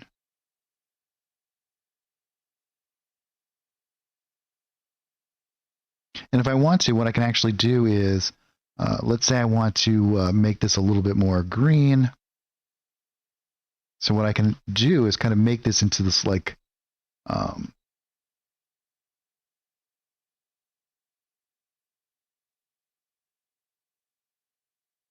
maybe like this mossy kind of debris. And what I could do is I could come in here, right? And let's say let's get rid of that painting layer. Let's create a new one. And I can do the same thing in here. Let's go into our stamp tool here. And I can just start to stamp this around.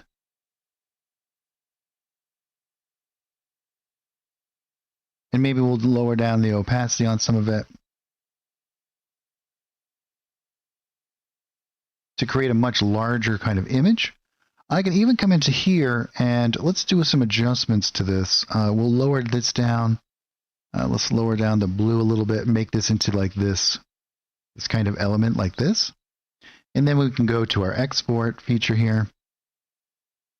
Make sure it's a PNG.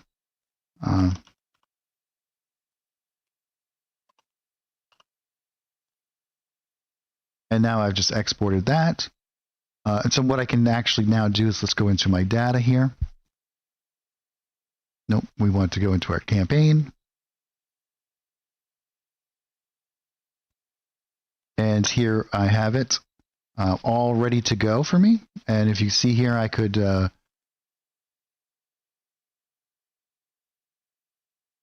drag it right in here, and you can see there it is. It's all ready to go right there, right? So let's, and I can do it here as well. And maybe what I'll do is I'll just lower down its opacity a little bit. And on my ground layer here, I've created a new image that I can kind of just like flop around. We could even put some of this on top of some of our water here. Something like that if we wanted to. It's really very a universal kind of thing that we just created. And I can just kind of stamp it around here.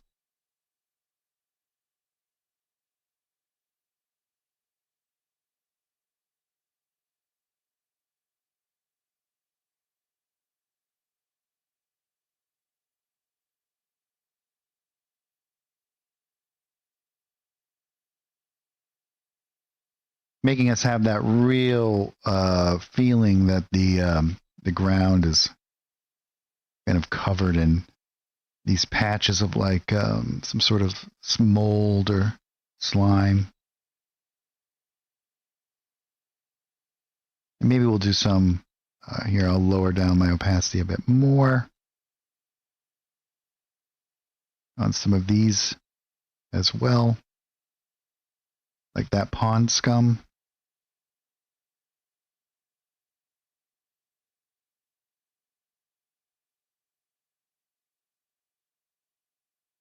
So look how quickly we've generated this map. How big is this map anyway? Let's see. Oh, it's really huge. We made a huge map.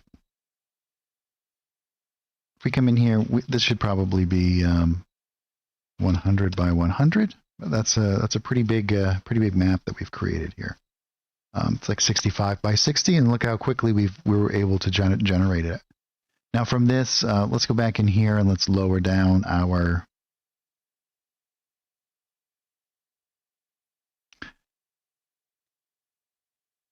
the opacity of that. And now let's go to our painting tab here. We could do some, we could probably do like a bunch of logs and like old trees laying about and whatnot.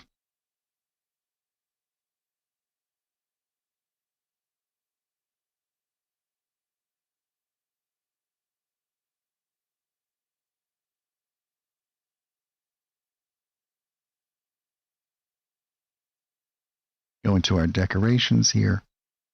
We have some that have like a little bit of like leaves and stuff around them or whatnot.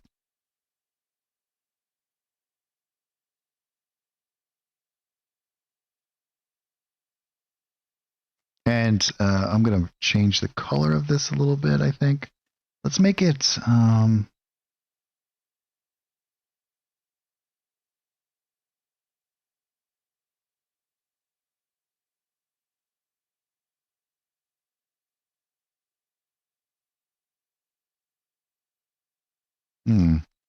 maybe we'll use this one. And again, we could maybe make it something like this.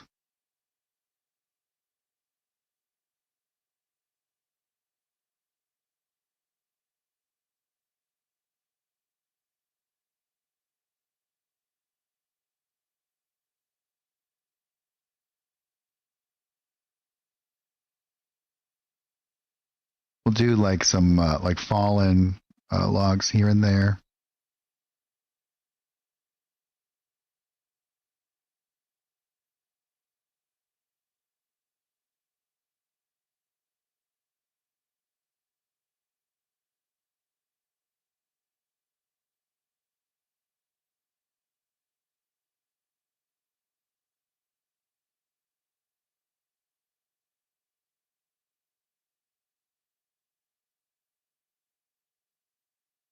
This will give us some stuff to create some nice shadows from, and that kind of stuff.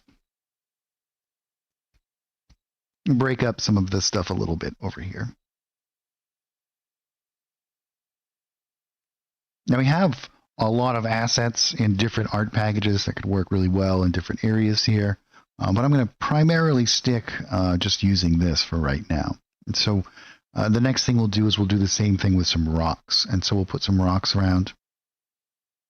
But the rocks that we've put around right now, we're actually going to add some additional elements to it. Actually, you know what? Why don't we do that and export it and do it this way? So what we can actually do here is let's take one of these rocks, for example, maybe something like, actually, let's do something like this. We'll go into our tints over here. We'll fix that. And then what we can do is I'm just going to grab this stuff and delete it.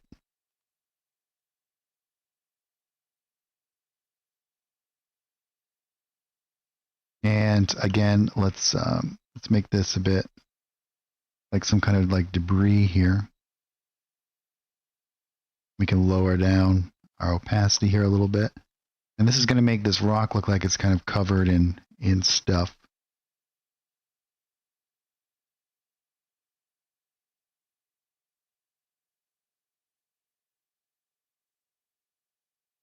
And maybe what we'll actually do is we can do a couple of these. I'll do well, we can actually just, yeah, let me remove those because I can just grab it from over there. But let's grab another rock. So we'll make like a little cluster here. And then I can grab this and it should be able to, or not.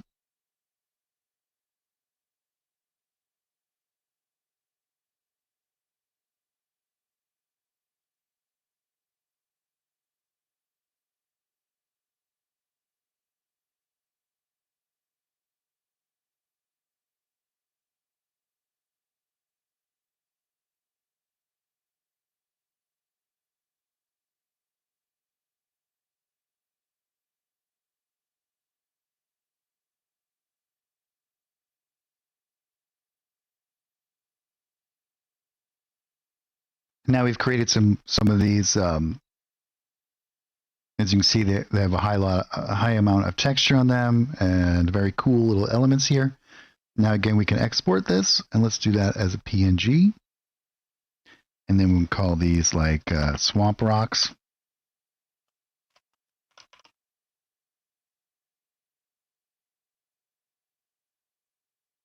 Go into our campaign here, and again, we can minimize that. You see how having that extra window that you're kind of building these stuff in when you need them becomes like really handy here. And now when we come in here, now we have these new assets that we can just grab. So we can go into this this tab over here, and let's grab these and drop them in here. We're going to get that error, but I'll submit that after this. And we can start to drop some of these, and we might even want to make these rocks a little bit darker, something like this.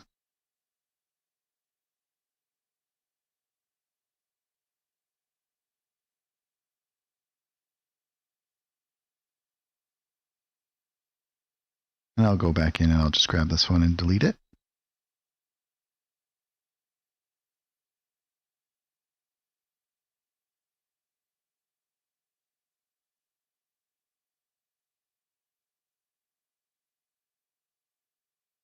But now that I've created those, you can see that I can use them over and over again. There's no...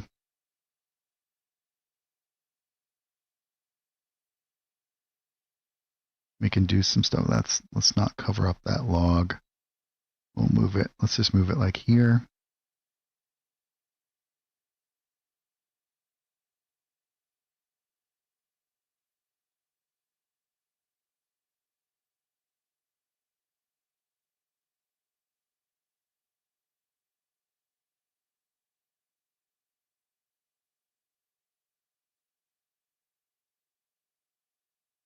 And we could actually have done the same thing with the log.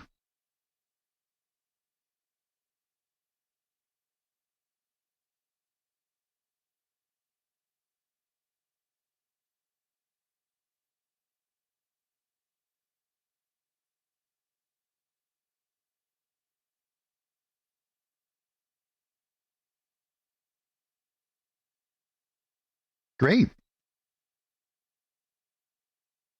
So not only as we're creating these maps, but we're also creating this library of elements that we can then use again and again and again, right? As we begin to build these.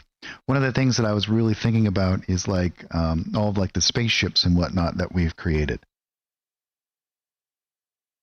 and how easily it can be. You can go in and do those adjustments, create something like that, and then export it.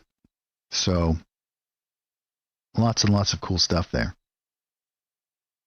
I'm going to do the shadows on this and whatnot, and then we're probably going to call it for today. So if you guys have any questions, or if you guys have any, also if there's any elements that you would like to see, especially like animated ones coming up in the future, let me know. I have a lot of stuff in the works, but if there's anything in particular that you're interested in seeing, please let me know. I think I'm going to add in, we'll go in here. I'm just going to add in a couple of different like variety of plants in here.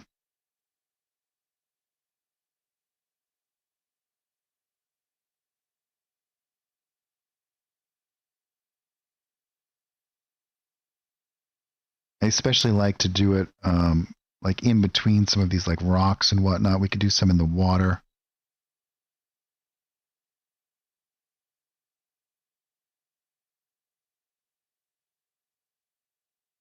This kind of interaction, I think, is what makes things feel very natural and kind of like lived in.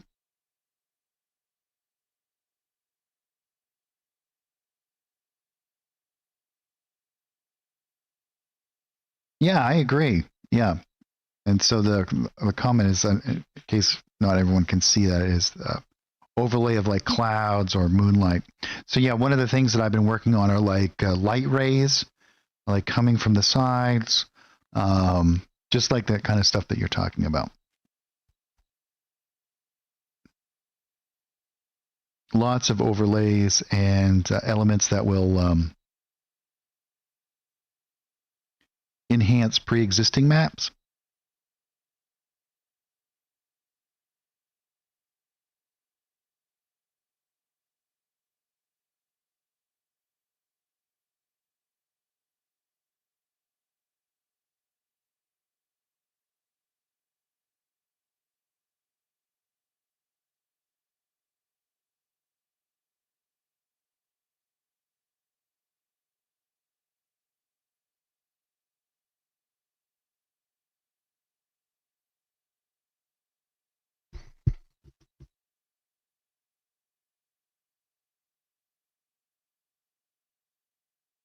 I'm just going to grab this this element here, and what I'm going to do is I'm going to do lower this down, make it dark.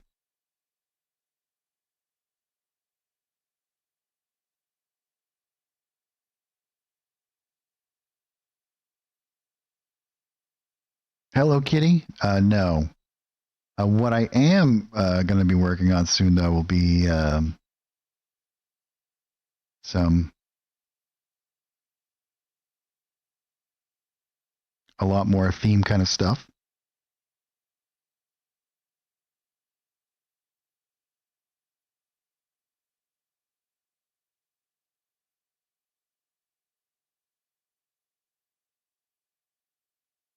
But I have no plans for Hello Kitty yet. Anyway.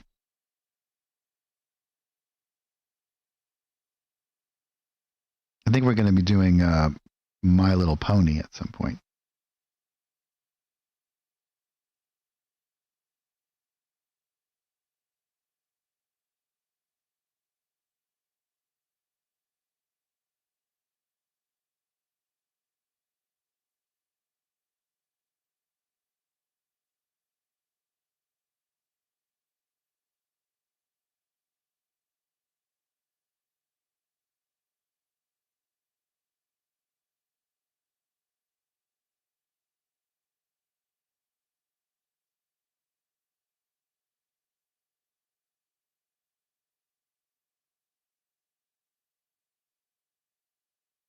I'm always amazed at how much a small amount of shadows really enhances the believability of some of this stuff.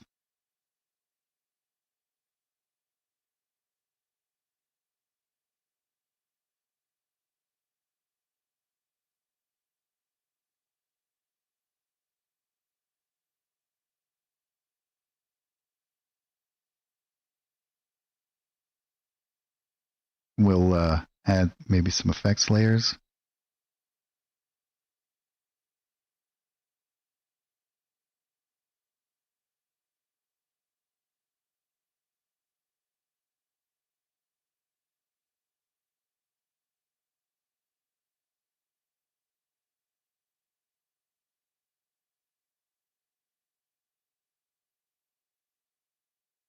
And I'll turn off my aspect log ratio, and we'll make this it's a little bit elongated so I can do some quick little shadows for these.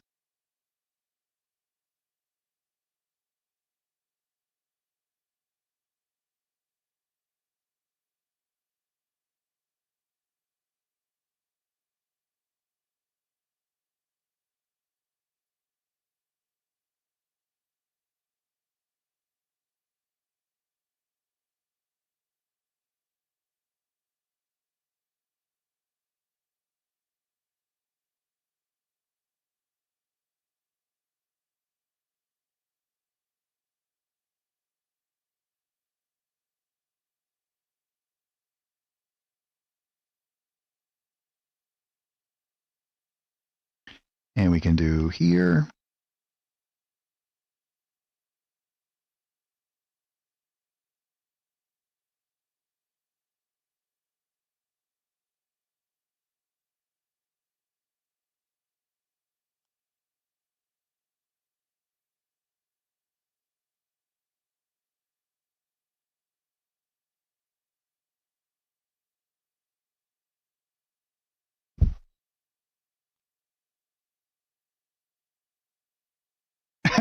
I'm so glad.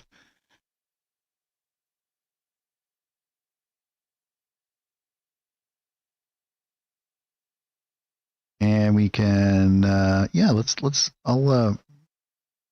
change this back. We'll do a little bit in some of these rocks here.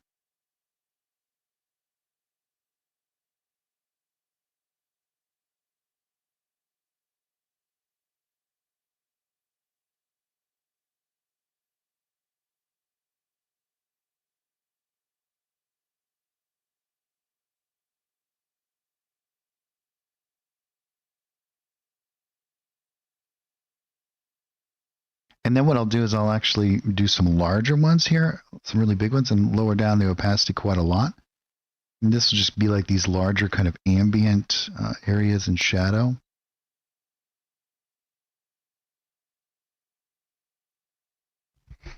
And we can come in and do some, I think we'll kind of refrain from doing too much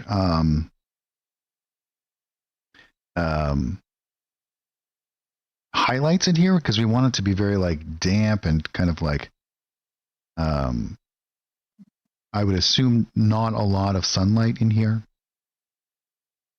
But what we can actually do is we can create, let's do I think we'll do an effects layer.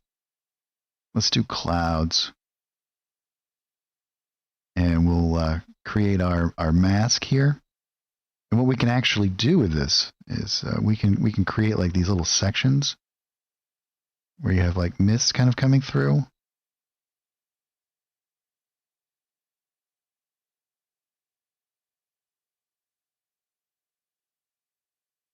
And let's, I'm going to drop down this a bit, make this a lot less. See, so we get like this. It makes it a little bit more inconsistent. And we can kind of go in through these areas. Well, let's lower the speed down to something like 55. So it's very slow moving.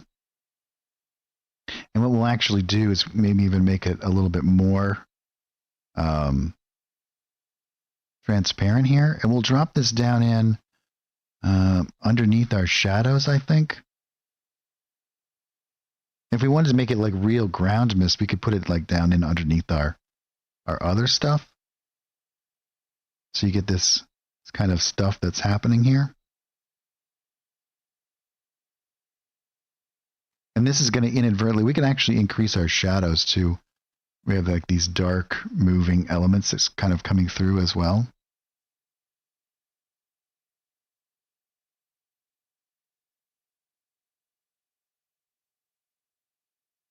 Yeah, that adds so much more ambience to our area here, doesn't it? Helps separate those plants from the ground as well.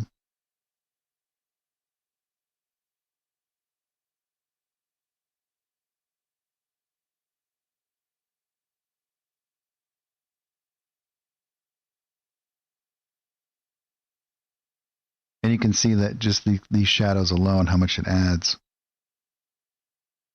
to the believability of everything. And if we wanted to, we could come down. We could always lower down the opacity of our water, but I kind of like the way that it really breaks up the area here.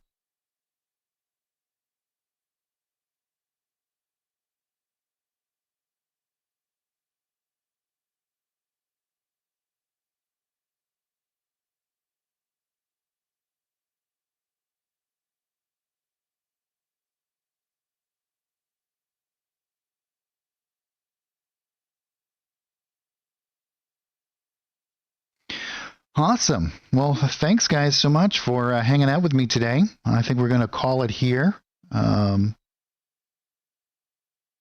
Hopefully you guys learned something. And as we begin to develop this like workflow of creating our own assets from our other assets and building up our own inventory of images that we can use over and over again.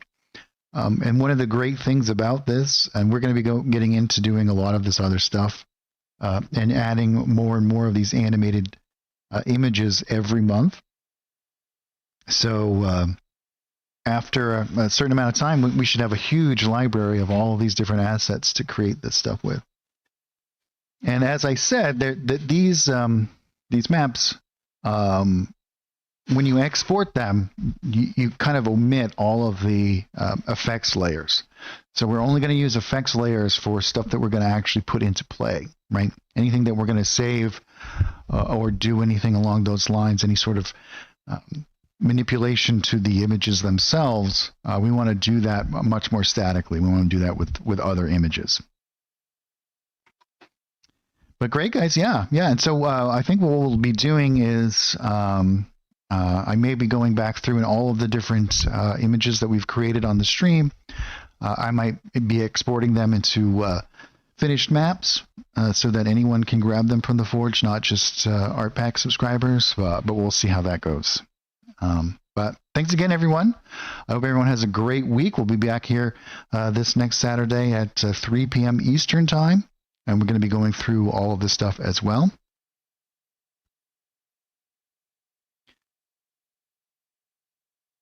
Oh, that's cool. What's it called? Deform?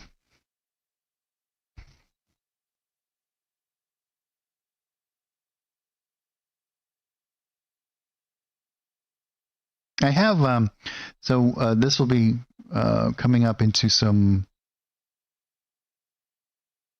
more animated stuff for adding these kinds of elements to trees. So like, for example, I could just do this really quickly for you guys, just as a little demonstration here before we totally sign off here. But this is kind of set up to put onto any static image to make it feel like that it's already animated. And it's a nice light green so that we can match up the colors here. You can see pretty well. Let's get rid of some of the other elements there. We can make this a little bit darker too if we wanted to, or lighter.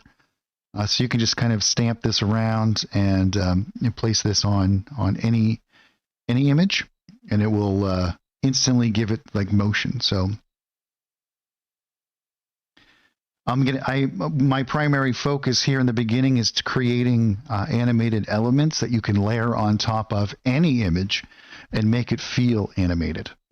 So that's going to be the primary focus of what I'm going to be putting out into the art packages, at least for a while.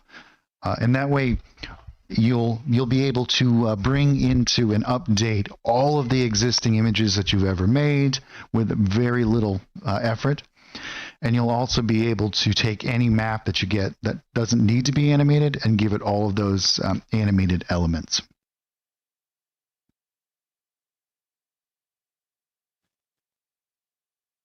Yeah, I'll definitely check it out. Thanks. Awesome. Well, thanks so much, everybody. And we will see you all next time. Have a great week, everybody.